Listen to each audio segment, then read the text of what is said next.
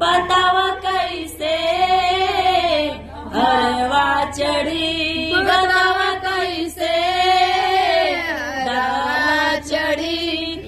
अरे सिकड़ी के आइल जमाना, सिकड़ी कहीं से चढ़ाना, कंगना के आइल जमाना, कंगना कहीं से चढ़ाना।